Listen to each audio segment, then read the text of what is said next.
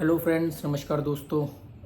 जैसा अब आप लोगों को मालूम हुआ, मैंने पहले कई बार कसीनो किस्से के नाम से वीडियो डालता था। उसमें जो कसीनो के जो किस्से मेरी नॉलेज में आते थे मैं वो बताता था।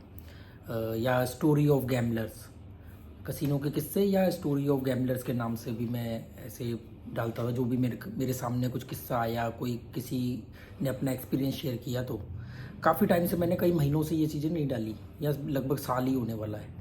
तो लोग बोल रहे क्यों नहीं डालते, उसमें बड़ा मज़ा आता है। तो बहुत नकली तो बनाऊंगा नहीं, फिक्शन तो नहीं बनाऊंगा ना कि मैं मतलब ऐसे ही बना दिया कुछ भी। तो कोई एक्सपीरियंस आ ही नहीं रहा था। कोई स्टोरी जो थी मेरे दिमाग में वो ऑलरेडी सुना के डाल चुका हूँ मैं, स्टोरी ऑफ गैम्बलर्स के नाम से या किस्से कसीनो के। तो अभी हाल फिलहाल में, जैसे आप लोगों को मालूम है कि अभी मैं थाईलैंड में हूँ और अभी मैं एक हफ्ते पहले मकाऊ में था। मकाऊ को एशिया का लास वेगस भी बोलते हैं। मतलब सबसे ज़्यादा कसीनो है मकाऊ, मशहूर ही सिर्फ कसीनो के लिए। 36 से ज़्यादा कसीनो है, छोटा सा मकाऊ है, चाइना का पार्ट है।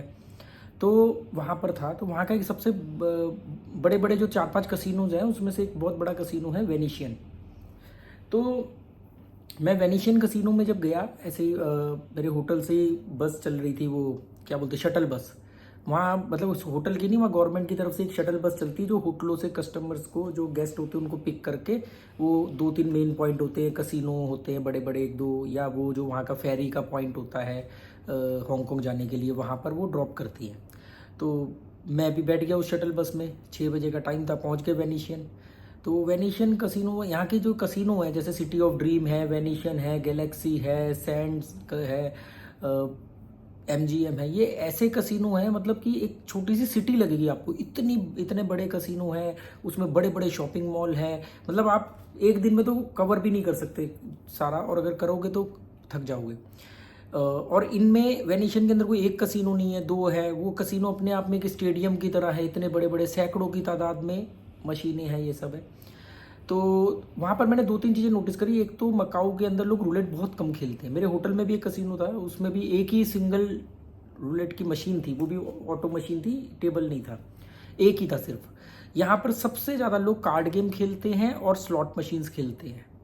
और यहाँ पर सारा प्ले हांगकांग डॉलर में होता है। हांगकांग डॉलर, $1 इंडिया के 10.5-11 रुपये का पड़ता है।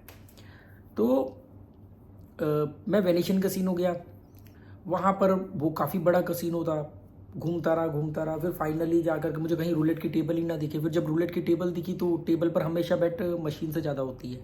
तो टेबल पर जो बेट थी वो मिनिमम $100 से शुरू थी। $100, $500 इस तरीके से बेट शुरू थी। और जो हाई लिमिट एरिया था, जो हाई लिमिट टेबल थी, वहाँ पर तो $5000 से बेट शुरू हो रही थी। सोचो, $5000 से बेट शुरू हो रही थी। तो ये डॉलर, हांगकांग डॉलर की बात कर रहा हूँ। तो घूमते घामते फिर एक छोटा सा एरिया दिखा वहाँ पर। मतलब इतना बड़ा कसिनो होते हैं यहाँ पर, इतना बड़ा कसिनो था कि एरो लगा रखे कि रूलेट इस तरफ मिलेगा, ये इस तरफ मिलेगा, इतने बड़ा वो था। और ओपन, आप मॉल में चलते चलते कब आप कसिनो के अंदर पहुंच गए आपको मालूम नहीं पड़ेगा। हमारे यहाँ की तरह नहीं कि चेकिंग होगी, आपका आई कार्ड देखा जाएगा, कंप्यूटर में रजिस्ट्रेशन होगा, एंट्री करेंगे प्रॉपर। हम लोग बोलते हैं ना हमारी आईडी ट्रैक करते हैं, बहुत सारे लोग बोलते हैं कि नहीं नहीं आईडी क्या, वो कसिनो पूरा डाटा लेता है ताकि उनके पास रिकॉर्ड रहे। ये सब तो हम मानते हैं, हम इंडियंस यही मानते हैं। पर मैं मलेशिया के जेंटिंग हाईलैंड में गया। जैसे जेंटिंग हाईलैंड में मैं मॉल में घूम रहा हूँ, जो उनका हिल स्टेशन है, वहाँ पे चलते चलते मैं कब कसिनो शुरू हो गया पता ही नहीं चला। ना किसी ने रोका, ना किसी ने पूछा, पासपोर्ट, आईडी, उम्र क्या, ये बस लिख के लगा रखा है 21 साल से छोटा आदमी, जो 21 साल से उम्र में कम है वो एंट्री नहीं करेगा। तो अगर उनको डाउट होता है कि ये 21 साल से छोटा है तो उसका आईडी देखते हैं। जैसे मेरे सामने उन्होंने कई कोरियंस को रोका, क्योंकि वो कोरियंस थे तो 21 साल से ज़्यादा, पर वो बड़े यंग दिखते हैं, बहुत बच्चे से लगते हैं। तो वो क्लियर है। आप मॉल में ऐसे घूमते घूमते सीधा कसिनो में घुस जाओ, कोई चेकिंग नहीं, कोई एंट्री नहीं, कोई कुछ नहीं। अब सोचो इनके पास डाटा कहाँ से आता है, ये कैसे आईडी ट्रैक करेंगे। आप प्ले करो, जीतो, जाओ, हारो। ये सब हमारे यहाँ के इमोशनल फूल लोग हैं, उनका मानना है आईडी ट्रैक होती है, ये डाटा ले लेते हैं, इनको सब पता रहता है। पता रहता है पर उखाड़ क्या लेंगे पता रहने के बाद। आप तो हारते हो अपने लालच की वजह से ना। तो इन कसिनोज में सिंगापुर के अंदर चेकिंग होती है। सिंगापुर का जो मरीना बे कसिनो है उसमें जाने से पहले मेरा पासपोर्ट स्कैन हुआ प्रॉपर। उन्होंने वीज़ा, जो वहाँ पे वीज़ा होने के बाद आपको एक स्टिकर मिलता है इमिग्रेशन की तरफ से, एक नंबर होता है, उसको पास बोलते हैं, सिंगापुर पास, वो नंबर आपको दिखाना पड़ेगा, वीज़ा से नहीं एंट्री होगी कि वो, क्योंकि वीज़ा तो वो 1 महीने का दे रहे हैं, वो ऑफिसर डिसाइड करेगा कि आपको कितने दिन रहना है, हमेशा वीज़ा के ऊपर ही लिखा होता है। तो सिंगापुर में चेकिंग होती है। मनीला में, फिलीपींस के कसिनो में कोई चेकिंग नहीं, ऐसे ही घुस जाओ आप। ये मलेशिया में कोई ऐसी चेकिंग नहीं है। तो यहाँ पर भी मतलब ऐसे ही है कि आप कहीं पर भी एकदम चले जाओ, आपको कोई पूछताछ नहीं होगी, जाओ अपना खेलना शुरू कर दो। तो मैं वहाँ गया, बल्कि इवन मॉल, दोनों तरफ मॉल है, बीच में कसिनो है, तो आप ऐसे चलते चलते कसिनो में से निकल के जा सकते हो। दोनों तरफ बड़े बड़े कसिनो, बीच का रास्ता बना रखा है उन्होंने, और आप ऐसे ही निकल जाओ, आपको खेलना खेलो, नहीं खेलना निकल जाओ, चारों तरफ के रास्ते, बहुत बड़ा वो है। तो मैं फाइनली, मोटी बात ये कि फाइनली मैं पहुंचा रूलेट टेबल के पास। तो टेबल लिमिट तो हाई थी, तो मैंने वहाँ प्ले नहीं किया, मैं गया मशीन ढूंढने। तो 3 मशीन थी सिर्फ रूलेट की, ओनली 3 मशीन्स। एक में थी $10 की मिनिमम बेट, एक में $25 की थी, और फिर 50 की थी। हाँ, 50 की थी। 100 से टेबल शुरू थी। मैं $25 वाली टेबल पर बैठ गया जाके। तो 3 ही मशीन थी उसमें।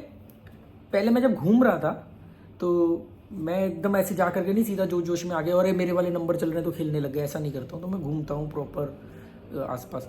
तो वहाँ पर ना 2-3 लड़के इंडियन थे, जो इंडियन कैसे जाते हैं मकाऊ, हांगकांग आते हैं, और हांगकांग से 1-2 दिन के लिए मकाऊ आ जाते हैं। मैं बैंकॉक से गया था, इसलिए मुझे प्रॉब्लम फेस करनी पड़ी थी।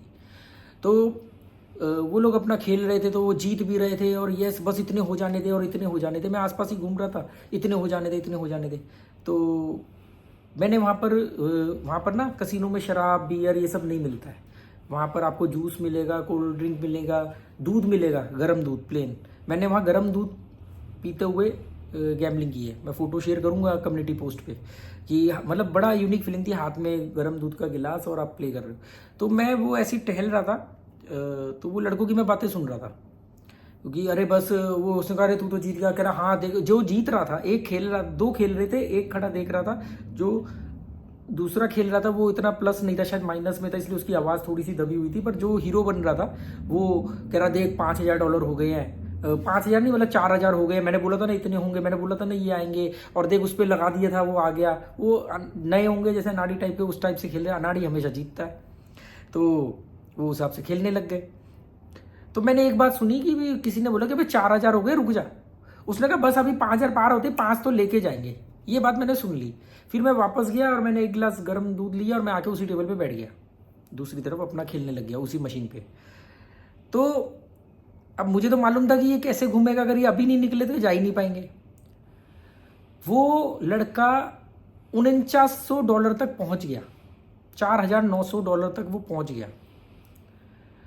मतलब जैसे होता है ना, बस 5000 पार करना है उसको। वो इस जिद पे अड़ा हुआ है। उसके दोस्त बोल रहे चल ना यार, चल बहुत पैसे हो गए, चल ना चल। वो कह रहे नहीं बस 5000 पार होने दो।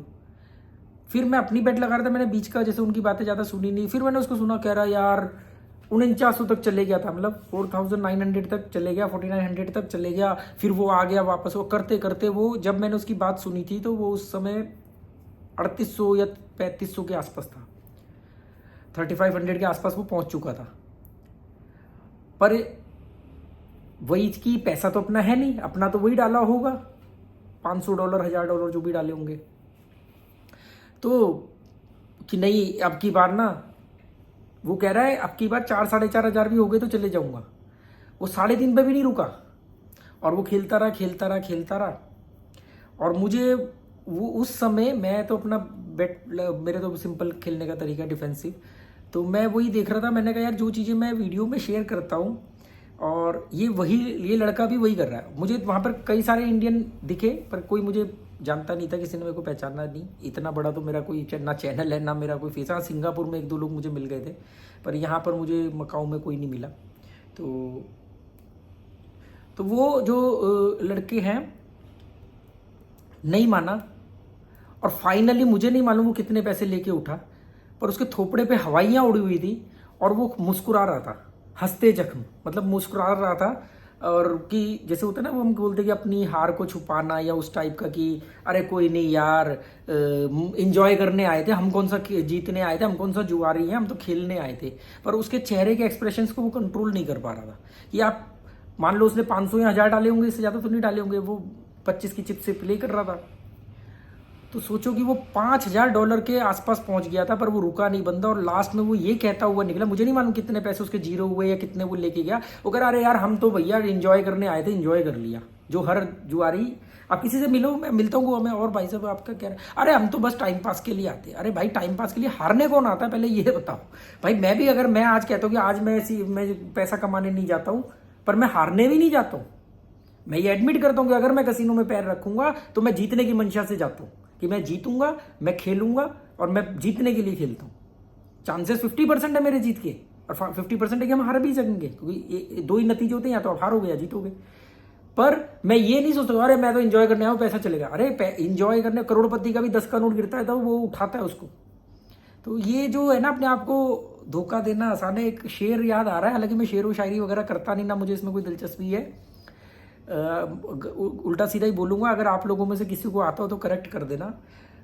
दिल को बहलाने का ये ख्याल अच्छा है गालिब, ऐसा कुछ है ना, कि अरे हम तो इंजॉय करने आते। तो ये जो हारे हुए जुआरियों का ये होता है, अरे भाई साहब हम तो शौक के लिए खेलते हैं। कितने माइनस हो, 20 पेटी माइनस है, शौक के लिए 20 पेटी दे दी क्या आपने, सब कहने की बात है। तो दोस्तों उम्मीद करता हूँ कि आपको ये एक ऐसी, लोग बोल रहे थे कुछ तो किस्सा वहाँ नोटिस किया होगा, तो एक ही किस्सा मेरे को लगा।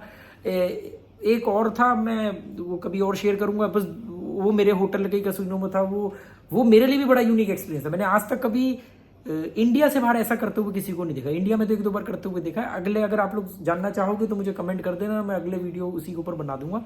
ये छोटा सा ही बनेगा, पर उस तरह की हरकतें मैंने इंडिया में देखी है, पर इंडिया से बाहर मैंने कभी आज तक, और वो भी साउथ एशियन किसी आदमी को करते हुए कभी नहीं देखा। पर चलो, कैसा लगा वीडियो आपको बताना कमेंट करके। Okay, good bye, thank you.